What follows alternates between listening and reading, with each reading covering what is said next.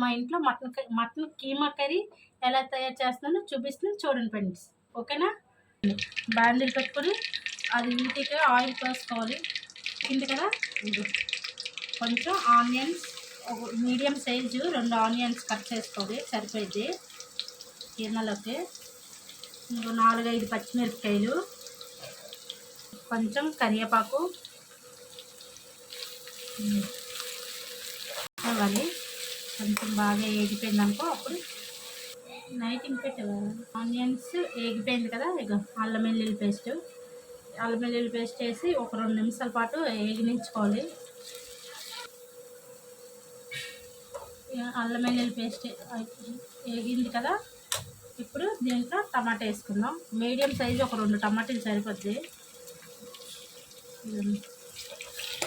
2 టమాటాలు వేసుకోవాలి, medium size సరిపోద్ది. ఇది కొంచెం యాగనివ్వాలి. టమాటా కొంచెం వేయలేక అప్పుడు కర్రీ వేసుకుందాం. ఇదిగోండి, ఇప్పుడు టమాటా వేస్తాను కదా, ఇదిగోండి టమాటా బాగా మగ్గిపోయింది కదా. ఇప్పుడు దీంట్లో 1/2 కేజీకి ఎక్కువ, 1/2 కేజీకి ఎక్కువ ఇది కైమా కూర. ఇలా వాష్ చేసుకొని ఇలా పక్కన పెట్టుకొని ఇదిగోండి ఇప్పుడు ఇందులో వేసుకుంటున్నాను. ఇది 700 రూపాయలది. ఓకేనా?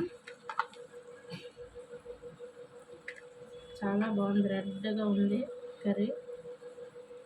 ఇది వేసి ఇందులోనూ ఇలా కలుపుకోవాలి. కొంచెం ఈ వాటర్ అంతా ఇంకిపోయింది కదా, ఇంకినంత వరకు ఉడకనివ్వాలి. దీంట్లో ఇప్పుడు కొంచెం సాల్ట్ వేసుకుందాం. కూర కొంచెం ఉడుకుతుంది కదా, 1 స్పూన్ సాల్ట్ వేసుకున్నాను. ఇప్పుడు ఇది వేసుకొని కలుపుకోవాలి. కలిపేసి ఒక 10 నిమిషాల పాటు ఉడుకోవాలి మీడియం ఫ్లేమ్లో. బాగా కర్రీ బాగా దగ్గరికి ముక్కకు వాటర్ లేకుండా బాగా ఉడుకుతుంది కదా. ఓకేనా? బాగా వాటర్ కొంచెం బాగా వచ్చింది కదా, బాగా ఉడుకుతుంది కర్రీ. ఇంకా ఒక 10 నిమిషాల పాటు ఉడకనివ్వాలి. వాటర్ ఇవ్వండి బాగా ఇంకిపోయింది కదా.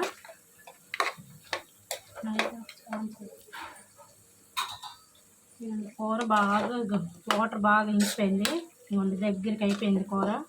ఇప్పుడు దీంట్లోకి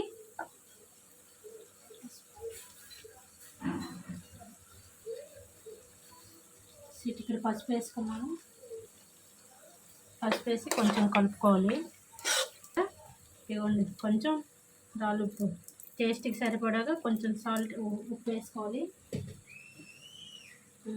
కారం మీకు స్పైసీ కావాలంటే ఎక్కువ వేసుకోవచ్చు, కానీ దీంట్లో కారం కొంచెం ఎక్స్ట్రా ఉండాలి. కైమా కూర కదా, నాన్ వెజ్ కదా, అందుకే కారం 3 స్పూన్లు వేసాను.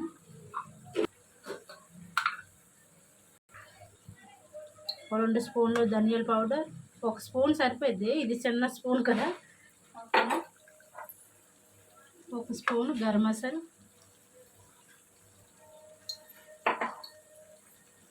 ఇవన్నీ వేసి ఇలాగ కలిపేసుకోవడమే. కారం అది బాగా మసాలా కారం చాలా బాగా పట్టేసింది కదా. ఇప్పుడు దీంట్లో సరిపడా వాటర్ వేసుకొని ఇంకొక 20 నిమిషాల పాటు ఉడకనివ్వాలి. ఇంకొక 20 నిమిషాల పాటు ఉడకనిస్తే బాగా దగ్గరికి బాగా ఉడికిపోయింది కదా ఈ కర్రీ. దేంట్లోకైనా, చపాతీలోకైనా, రైస్లోకైనా, పులకలోకైనా చాలా బాగుంటుంది.